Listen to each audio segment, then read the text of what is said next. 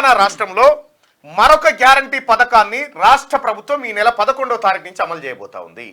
Congress party తన ఎన్నికల మేనిఫెస్టోలో ఎన్నికల ప్రచారంలో ఇచ్చినటువంటి మరో హామీ ఇందిరమ్మ ఇల్లు. ఇంటి జాగా ఉన్న వాళ్లకు 5 లక్షల రూపాయలతో ఇల్లు నిర్మించడం, ఇంటి జాగా లేని వాళ్లకు 5 లక్షలతో పాటు ఇంటి జాగాని ఇస్తూ ఇల్లు నిర్మించుకునేటువంటి ఇందిరమ్మ ఇంటి కార్యక్రమాన్ని ఈ నెల 11వ తారీఖు ప్రారంభించబోతుంది రాష్ట్ర ప్రభుత్వం.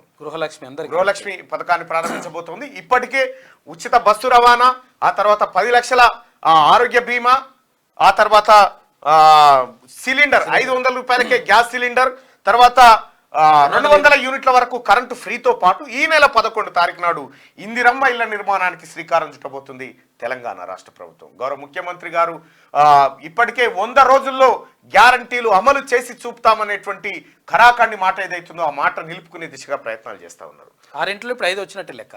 రైట్. ఇంకా కొన్ని రావాల్సినటువంటి ఇంకా అవి కూడా రుణమాఫీకి సంబంధించి ప్రధానంగా 2 లక్షల రుణమాఫీకి సంబంధించినటువంటి అంశం ఉంది. అయితే బ్యాంకర్లతో ఇప్పటికే రాష్ట్ర ప్రభుత్వం మాట్లాడుతూ ఉంది. ఈ రుణాలను వాయిదాల పద్ధతిలో చెల్లించే విధంగా, రైతులకు ఏక మొత్తంలో మాఫీ చేసే విధంగా రాష్ట్ర ప్రభుత్వం చర్యలు చేపడతా ఉంది. అయితే రాష్ట్ర ప్రభుత్వం తీసుకునేటువంటి ఈ నిర్ణయాల వల్ల కాంగ్రెస్ పార్టీ పైన మరింత నమ్మకం కలుగుతూ ఉంది ప్రజలకి.